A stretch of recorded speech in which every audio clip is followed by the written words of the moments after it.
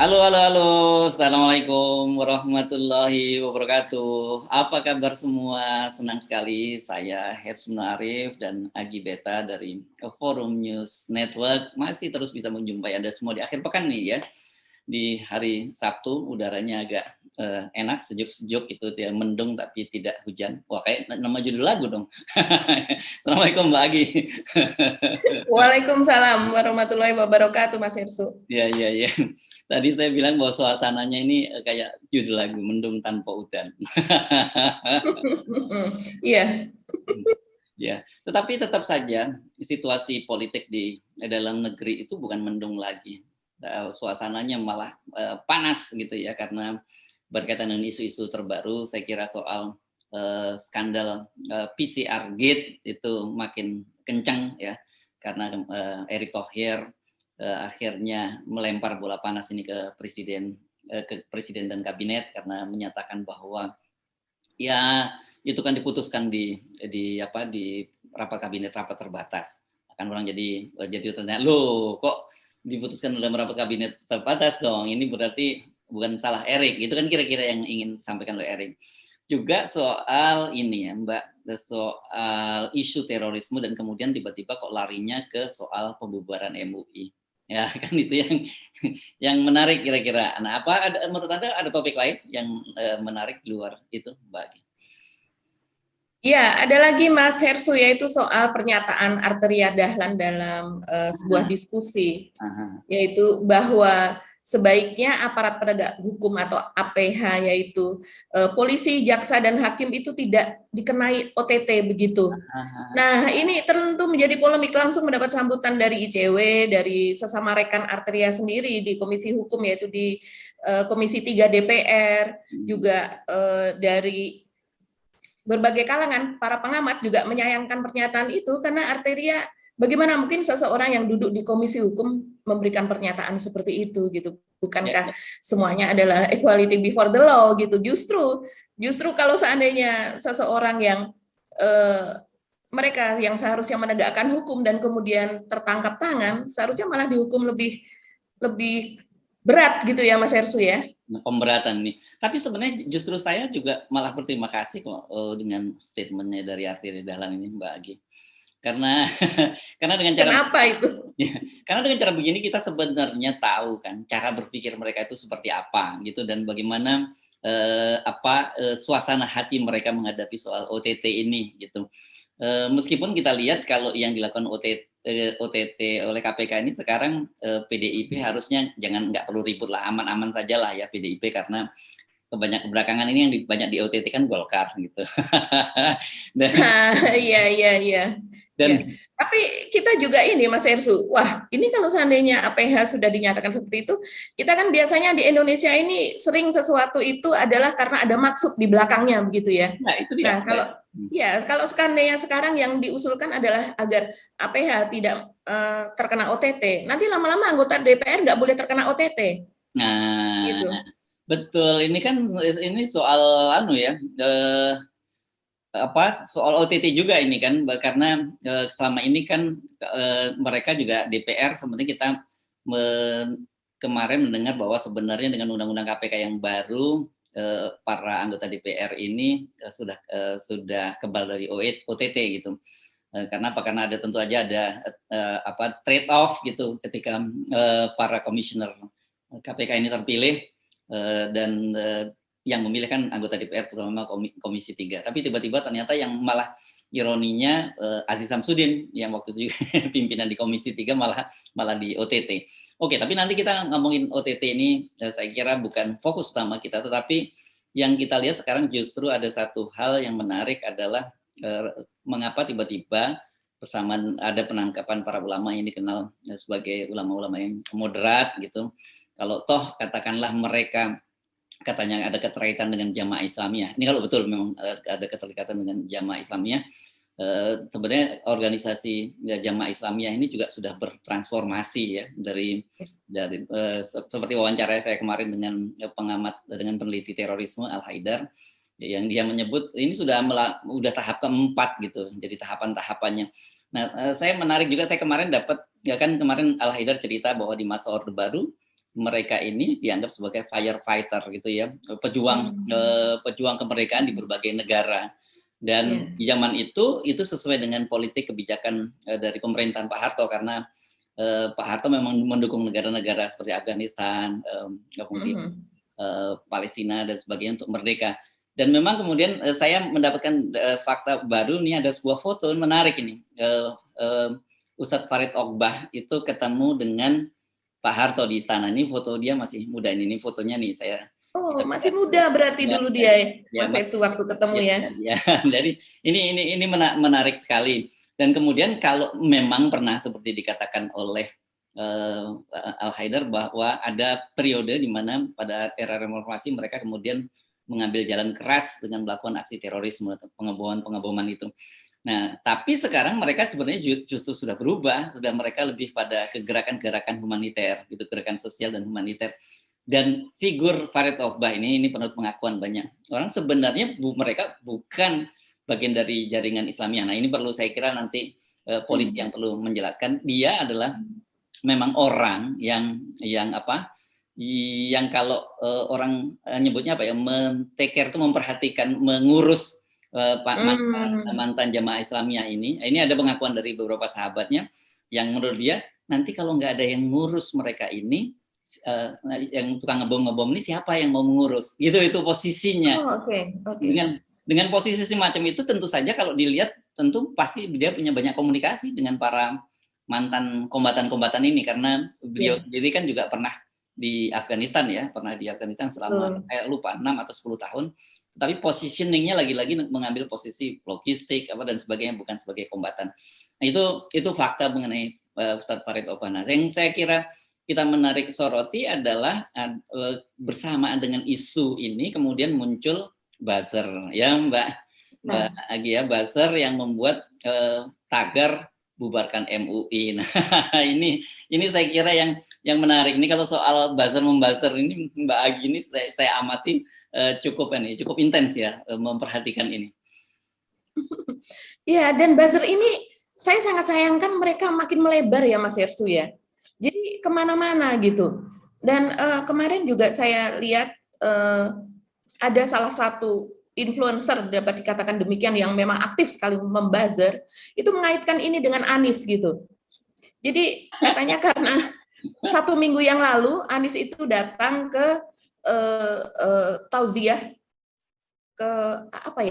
meninggalnya mertua Ustadz Farid Ogbah kalau tidak salah ya. Oh, takziah ke sana ya? Takziah, berarti dia datang ke pemakaman atau mungkin ikut ke rumahnya gitu mungkin ya. Saya juga kurang tahu gitu, tapi disebutkan demikian dan kemudian diolah isu itu bahwa seolah-olah nanti pemilih Anies kalau seandainya dia mencalonkan menjadi presiden, maka dia adalah orang yang tentu yang pro khilafah, terus kemudian juga yang pro Taliban, juga yang dan sebagainya gitu ya narasinya. Nah, ini sangat disayangkan. Inilah yang justru namanya intoleran yang sebenarnya gitu. Dan ini Ustadz Farid Ogbah dan kawan-kawan ini kan juga masih belum dinyatakan bersalah. Mereka masih tersangka. Kita juga masih belum tahu. Seperti misalnya dikatakan Munarman tadinya juga ditangkap sebagai teroris, toh kemudian dugaannya adalah ITE begitu ya. Jadi ini apakah nanti juga di pengadilan akan, kalau seandainya berlanjut ke pengadilan, apa mereka akan dituntut dengan undang-undang teroris atau bukan? Kita masih belum tahu juga gitu kan. Sekarang kan masih dalam rangka pemeriksaan. Cuman kalau seandainya menurut buzzer seorang Anies yang datang ke mengungkapkan rasa duka cita saja, terus kemudian dia dianggap sebagai bagian dari teroris itu. Nah, kemudian bagaimana dengan Ustadz Farid Ogbah yang ketemu dengan Jokowi, dengan Bapak Presiden? Apakah Pak Presiden juga akan dianggap sebagai bagian dari itu, apalagi dinasehati Pak Presiden? Kemudian juga Ustadz Farid itu dia menjadi pembicara, diundang di Baintel Kampolri, pernah diundang ke sana. Apakah yang mendengarkan ceramahnya di sana juga akan dianggap sebagai bagian dari teroris gitu? Dan kemudian juga Ustadz Zain An-Najah gitu yang kemudian sebagai anggota Komisi Fatwa MUI, dan kita tahu Kiai Ma'ruf Amin memang sudah tidak menjadi ketua umum MUI lagi, tapi beliau kan tetap sebagai ketua Dewan Pertimbangan di MUI gitu. Artinya Ustadz Zain An-Najah juga bersama Kiai Ma'ruf Amin di sana gitu. Apakah akan menyangkutkan Kiai Ma'ruf Amin juga di situ gitu. Jadi ini sangat berbahaya, ini cara memecah belah yang sebenar-benarnya adalah yang seperti ini, Mas Hersu. Dan dia tidak melihat bahwa di dalam MUI itu adalah sebuah organisasi besar, pergerakan Islam, organisasi yang terdiri dari berbagai organisasi massa ya. Mas Ersu tentu tahu bahwa dibentuk dari pada tahun 75 MUI ini dibentuk dari ormas-ormas besar semacam NU, Muhammadiyah, Perti, terus kemudian PTDI dan sebagainya. Nah, selain itu juga yang mungkin orang tidak banyak tahu bahwa juga ada utusan Polri, yaitu dari biasanya di dalam Polri kan di dalam Angkatan Darat, Angkatan Udara, Angkatan Laut itu juga ada bimbingan kerohanian ya, dan mereka juga ikut dalam pembentukan MUI ini begitu. Kalau ini dibubarkan, nah terus kemudian apakah juga organisasi semacam yang lain bisa dibubarkan gitu? Kalau ini dibubarkan, terus kemudian bukankah pengawasannya juga malah menjadi sulit? Komunikasi ini kan sebagai komunikator kepada pemerintah kan, mewakili masyarakat juga gitu. Begitu Mas Hersu. Jadi ini salah kaprah sekali nih buzzer ini. Iya, Mas Hersu punya datanya tuh kemarin ya? Iya, ya. Ini ada satu jelas Drone Emprit ya, Ismail Fahmi kan membuat semacam meneliti klaster-klaster ini soal tagar bubarkan MUI.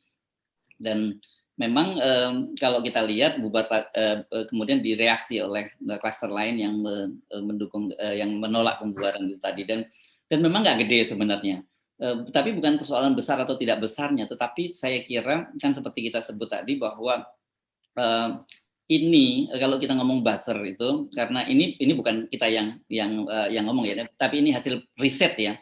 Saya kira pernah beberapa tahun yang lalu riset di Oxford, dari Oxford University menghasilkan riset tentang buzzer ini, dan salah satu yang disoroti Indonesia pada waktu itu masih levelnya pada waktu penelitian dilakukan oleh Oxford itu levelnya masih low ya, low threat cyber gitu ya, jadi masih levelnya rendah gitu.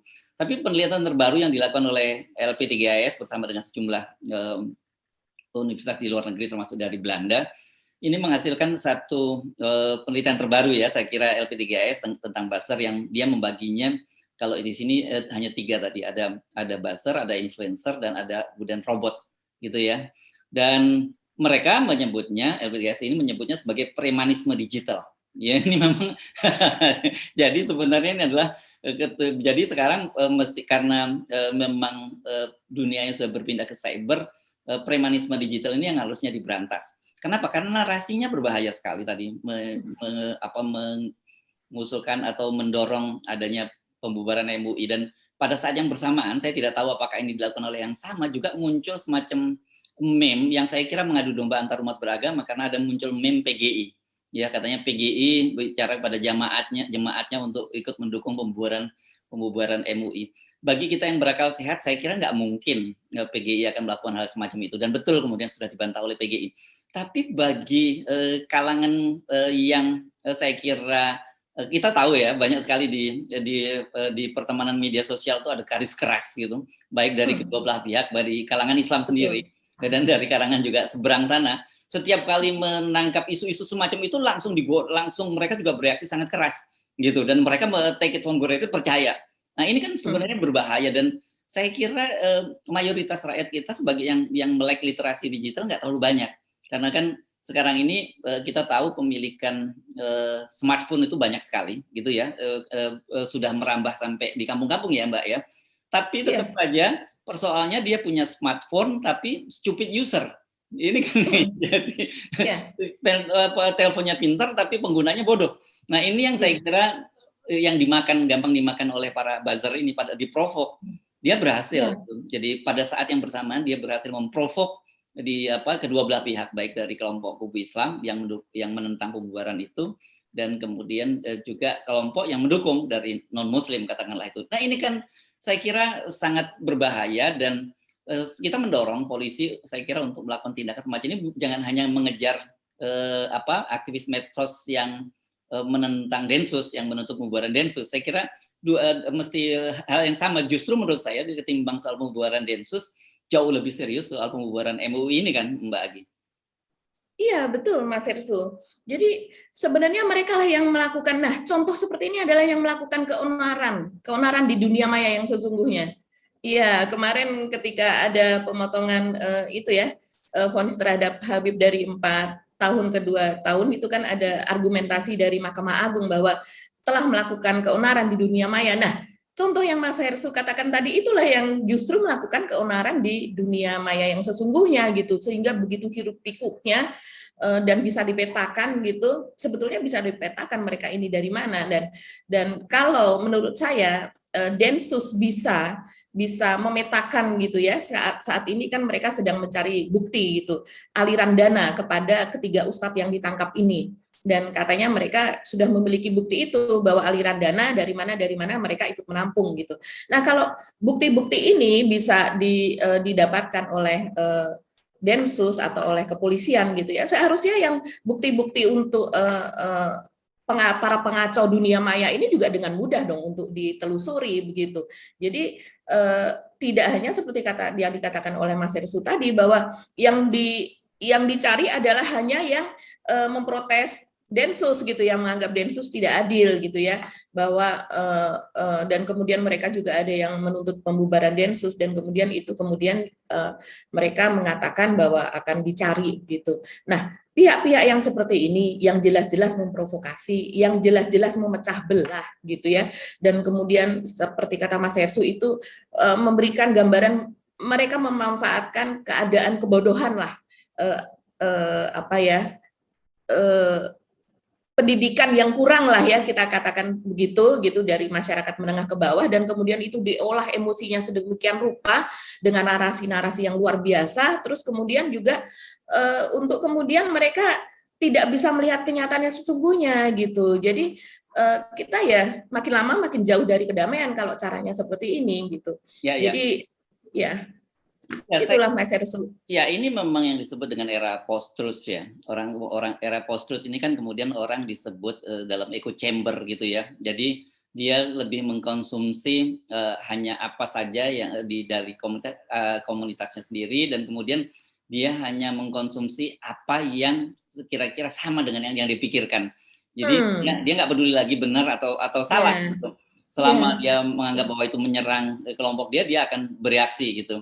Dan kemudian tidak lagi melakukan verifikasi. Ini saya kira penting bagi kita untuk terus menjaga pikiran kita, akal sehat kita di tengah situasi yang makin menggila ini, terutama peran dari buzzer. Dan sebenarnya bukan kita selama ini juga sudah bukan rahasia lagi kemana sih afiliasinya para buzzer ini. Kan kemarin ada istilah kakak pembina dan sebagainya. Jadi harusnya menurut saya Presiden Jokowi juga mengambil inisiatif dalam hal ini. Karena apa? Karena ini memang sangat berbahaya sekali mereka ini, mengadu domba memecah belah kerukunan umat beragama kan. Kalau sudah mulai bicara MUI dan kemudian disebut PGI mendukung pembubaran MUI, ini kan sangat berbahaya gitu. Nah, tapi kemudian kan orang jadi bertanya-tanya, kenapa sih isu-isu semacam ini, isu-isu radikalisme masih terus diproduksi oleh pemerintah? Karena salah satu contoh kan sebenarnya mereka gagal total membuat framing soal Taliban di KPK ya.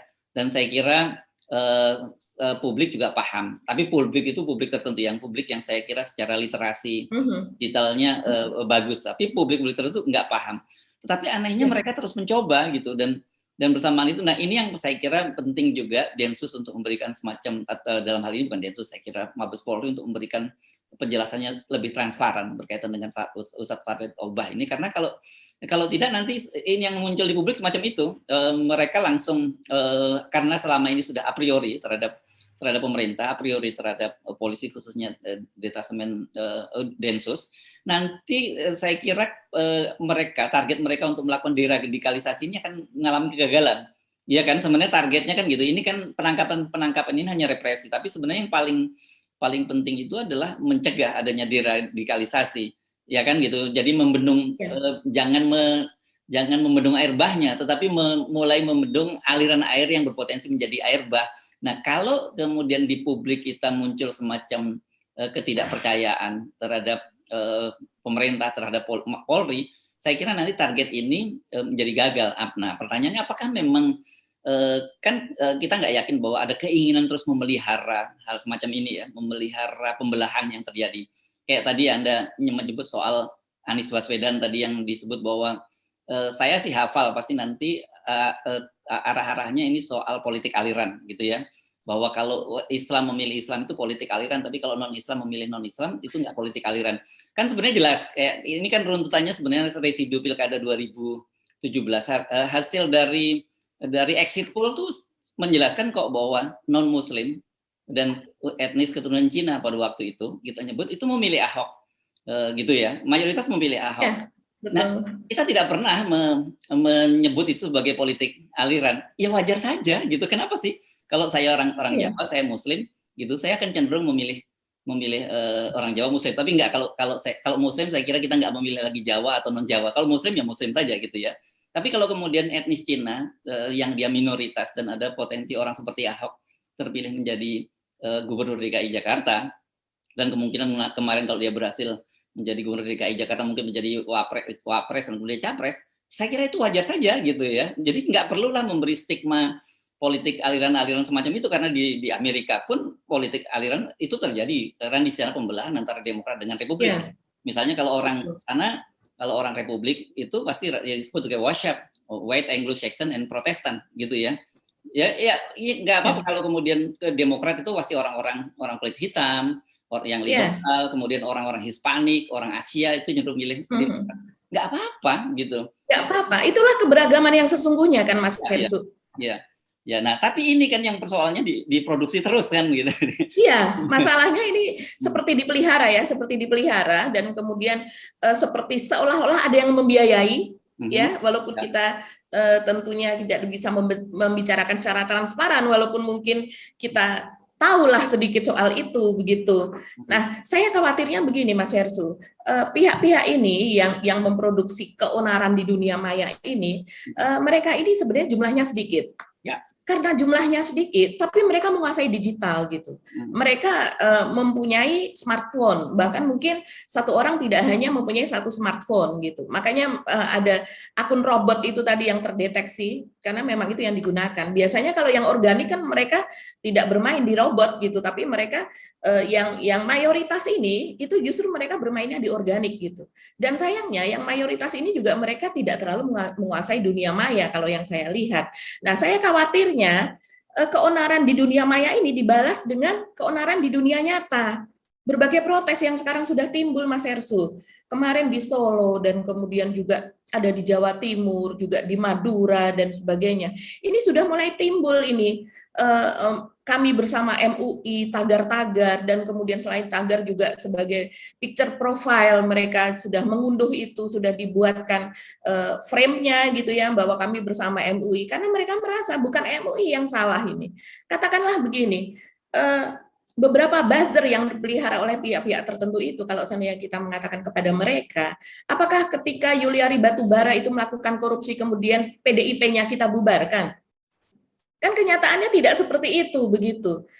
Juga ketika Gerindra, terus kemudian ada korupsi oleh menterinya, begitu. Apakah kemudian Gerindranya dibubarkan? Kan tidak bisa seperti itu, gitu. Apalagi ini MUI yang justru mewakili representasi dari beragam umat begitu. Nah, sebenarnya memang Mas Hersu tadi adalah soal PGI misalnya. Yang lebih tajam adalah ketika terjadi sesuatu pada masyarakat Muslim dan kemudian yang berkomentar keras adalah yang non Muslim gitu. Dan ini yang seharusnya makin entah, saya nggak tahu apakah pemerintah seharusnya pemerintah bisa menenangkan ini gitu. Dan kemudian apabila terjadi sesuatu, katakanlah belum lama ini ya, Mas Hersu, ada kasus yang pelecehan seksual yang dilakukan, yang korbannya demikian banyak gitu dilakukan oleh seorang pemuka atau pemuka agama non Muslim lah begitu. Dan kemudian sebaiknya yang Muslim diam lah. Karena ini kan oknum gitu. Ini bukan agamanya, tapi oknumnya gitu. Jangan justru ini dijadikan alat atau cara untuk menjelek-jelekan tuh agamamu seperti itu, mengajarkan seperti itu gitu. Kan ini tidak baik. Jadi saya rasa sekarang saling menahan diri lah, ya. Dan kemudian juga kita berpikir secara logika. Memang ini sulit, tapi ya peran pemerintah lah itu seperti dikatakan Mas Hersu tadi. Pemerintah lah ini Ya kan? yang apalagi kemudian kita tahu seperti kata Mas Hersu ada kakak pembina dan kakak pembina ini tidak sendiri. Ada beberapa, belakangan kita tahu ternyata kakak pembina, ini kakak pembina, yang itu kakak pembina, dan masing-masing punya asuhan sendiri, punya adik-adik pembina sendiri, dan bahkan di pemerintahan yang kita tahu ada beberapa pihak atau kelompok gitu yang kemudian saling berseteru. Si adik-adik pembinanya ini kan sudah rusuh gitu ya. Aduh, bagaimana ini? Nah makanya itu sejak awal kan kita kemudian berpikir apakah ini semacam pengalian isu, karena kan jujur saja isu skandal PCR Gate ini kan jujur sangat memojokkan jumlah petinggi di pemerintahan. Dan yang menarik sebenarnya dalam skandal PCR Gate ini ternyata kemudian klasternya itu tidak seperti dulu, ada klaster pemerintah, klaster oposisi. Tapi ini apa? Ini kalau dalam peperangan udah perang campuh ini, Mbak. Ini kacau karena antar apa di kabinet sendiri juga saling serang kan. Ya kan ya. Bagaimana kita melihat para buzzer pemerintah yang selama ini fokus menghantam oposisi dan muslim, sekarang mereka ikut menghantam Pak Luhut dan Erick Thohir kan gitu. Ya betul. Nah ini jadi saya menduga bahwa PCR Gate ini memang cukup merepotkan, dan apalagi kemudian pernyataan tadi Pak Erick Thohir tadi yang menyatakan bahwa itu diputuskan dalam rapat kabinet terbatas yang dihadiri oleh presiden dan wakil presiden. Kan kemudian orang bisa menafsirkan, loh kalau begitu sebenarnya Erick Thohir mau cuci tangan, ini bukan tanggung jawab gua, ini adalah kewenangan di tangan presiden. Dan nggak salah juga Erick Thohir, karena Pak Jokowi kan pada waktu awal kabinet menyatakan tidak ada visi menteri, yang ada visi presiden dan wakil presiden kan. Ini jadi orang jadi berpikir semacam itu. Nah kemudian tapi orang juga bertanya, oke, kenapa kok diputuskan dalam pemerintah, kan ini bukan barang milik pemerintah. Kalau ini bisnis biasa itu harusnya mekanisme pasar yang bekerja. Nah, ketika harga misalnya pasar bekerja karena pasar liberal harganya sangat tinggi, disitulah pemerintah punya peran sebagai regulator, ya kan, menggerakkan dong BUMN yang punya pengalaman di bidang di bidang farmasi. Bukannya kemudian malah membangun perusahaan sendiri. Kan itu yang betul. Ya itu yang jadi pertanyaan banyak orang. Apa ada kaitannya dengan ini ya, kemudian muncul ribut-ribut soal terorisme dan sebagainya, kemudian kok buzzer malah melebar ke MUI dan sebagainya. Itu Mbak. Iya betul Mas Hersu. Jadi ini memang jadi pertanyaan besar ya. Dan Pak Erick Thohir ini entah dia memang melempar isu baru atau bagaimana gitu supaya tidak terpusat kepada dirinya dan kepada Pak Luhut. Tapi ini memang betul. Dari sejak awal dalam memilih anggota kabinetnya, Pak Jokowi sudah mengatakan bahwa tidak ada visi misi menteri, yang ada adalah visi misi presiden. Dan apalagi kemudian dibungkus dengan bahwa penetapan harga PCR itu ditetapkan dalam rapat kabinet terbatas, yang di situ ada Menteri Keuangan, ada Menteri Kesehatan, dan tentunya ada Pak Erick Thohir sendiri begitu ya. Itu luar biasa sekali pengakuan itu gitu, apalagi terus kemudian pakai dibungkus ditambah lagi untuk meyakinkan audiens gitu, karena itu dilakukan pada sebuah diskusi virtual. Pak Erick Thohir mengatakan, saya ini kan nggak tahu soal kesehatan, bisnis saya bukan di situ, jadi tidak mungkinlah saya itu menentukan harga itu begitu, karena saya awam soal itu begitu. Nah ini betul-betul dia memperlihatkan bahwa bukan saya begitu, bukan saya yang menentukan itu. Jadi ada sesuatu skema, ada suatu permainan yang saya ingin tahu sebenarnya Pak Erick Thohir ini ingin mengungkapkan apa lagi. Sepertinya ada sesuatu yang besar ini. Dia hanya ngasih pucuk-pucuknya saja nih. Nah, yang di bawahnya apa ini sebetulnya begitu. Ya. Ayo buzzer, bongkar lagi kan kemarin. Oke, saya kira dari situ kita sebenarnya mulai berharap juga publik mulai cerdas setiap kali membaca situasi ya. Sebenarnya karena pasti ini ada sebab dan akibat gitu. Kalau kemudian muncul kasus ini, kemudian kita mesti kaitkan dengan kasus apa gitu. Karena sebenarnya mudah. Kalau ada sesuatu yang sedang sangat pemerintah itu kesulitan menghadapi berbagai isu, kemudian akan muncul isu baru dan kemudian buzzer yang menggorengnya. Mbak Agi, saya kira kita mungkin sudah ada di ujung perbincangan. Saya ingin mengingatkan satu hal kepada saya kira terutama umat Islam yang mayoritas di Indonesia ini penting, karena saya percaya kalau umat Islam, urusan umat Islam itu beres, maka sebagian besar urusan Indonesia ini juga beres gitu ya. Kalau mayoritas umat Islam tenang, maka Indonesia juga akan tenang, karena memang jumlahnya mayoritas gitu. Tadi jangan mudah diadu domba, jangan mudah dibingungkan dengan pemikiran-pemikiran yang tadi. Banyak sekali kan para yang orang seolah-olah intelektual, para ini yang bicara soal politik aliran, itu jangan mau dibodoh-bodohin semacam itu. Dan kemudian saya kemarin diingatkan seorang sahabat tentang petuah dari almarhum Kiai Haji Zainuddin MZ. Katanya umat Islam itu katanya jangan seperti daun kering yang berisik kalau ditiup angin, kemudian gampang diterbangkan angin, dan yang paling penting itu mudah dibakar. Nah, saya kira ini pesan yang luar biasa yang saya perlu kutip dan untuk highlight dalam menghidupi situasi semacam ini. Mesti lebih cool melihat situasinya, jangan mudah terombang-ambing, jangan mudah dibakar, karena saya kira kalau Indonesia ini terbakar itu yang rugi kita semua ya, termasuk baru loh. Itu kalau hancur itu yang jangan pikir bahasa selamat, enggak juga, justru bahasa yang dicari kita gitu kira-kira Mbak. Betul, Mas Hersu. Setuju. Saya ikut Mas Hersu. Nggak harus ikut, kita boleh berbeda pendapat, yang paling penting asal jangan lapor polisi setiap kali beda pendapat ya. Iya, betul. Biasakan berargumentasi, berliterasi dengan cerdas, dan harus menyadari bahwa bangsa kita ini, para founding parent kita sejak dulu menyadari bahwa kita ini memang bangsa yang berbhinneka. Ya makanya sesanti kita Bhinneka Tunggal Ika. Jadi sejak awal ya, jadi yang kayak gini-gini ini big tabu ya, tabu besar yang jangan ditakut-takuti, karena ini bisa berbahaya buat kita sebagai bangsa. Iya, intinya gini Mas Hersu, saya juga ingin menambahi bahwa kalau seandainya memang umat Islam di Indonesia ini tidak toleran gitu, tidak mungkinlah itu jumlah non Muslim itu makin lama makin besar. Ya. Saya ingat pada waktu saya masih SD, jumlah Muslim atau jumlah yang beragama Islam itu di atas 90. Jadi sekitar 93, 94 datanya seperti itu. Tapi sekarang sudah hanya sekitar 85, 87. Artinya ada perkembangan. Bukan berarti yang jumlah Islam tidak berkembang, jumlah penganut agama Islam juga berkembang, tapi jumlah penganut agama non-Islam juga berkembang begitu. Dan kemudian pada sebuah negara besar seperti Indonesia di mana jumlah penganut Islam itu sangat besar, kalau saya lihat tidak intoleran, itu sudah terjadi peperangan di mana-mana Mas Hersu. Tidak mungkin saling bertetangga seperti ini.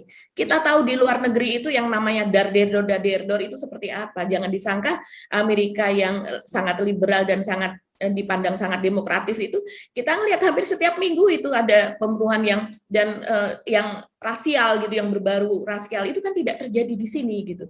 Jadi kita harus memandang seperti betul kata Mas Hersu tadi, kalau ada sesuatu pandanglah dengan cerdas, ada apa di balik itu dan kenapa diembus-embuskan yang seperti itu begitu.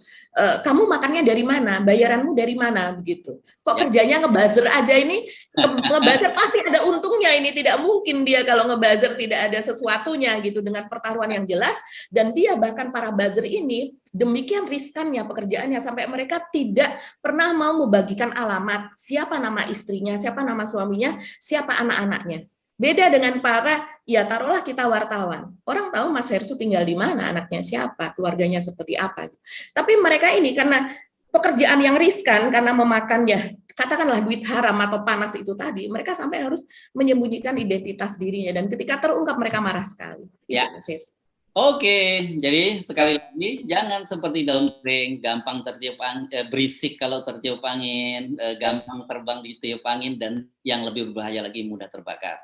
Saya Arif sama dengan Agi Beta ucapkan terima kasih. Kita jumpa lagi di hari Senin ya. Sementara ini seperti biasa off the record akan tayang pada hari Senin, Rabu, dan hari Sabtu. Assalamualaikum warahmatullahi wabarakatuh. Waalaikumsalam warahmatullahi wabarakatuh.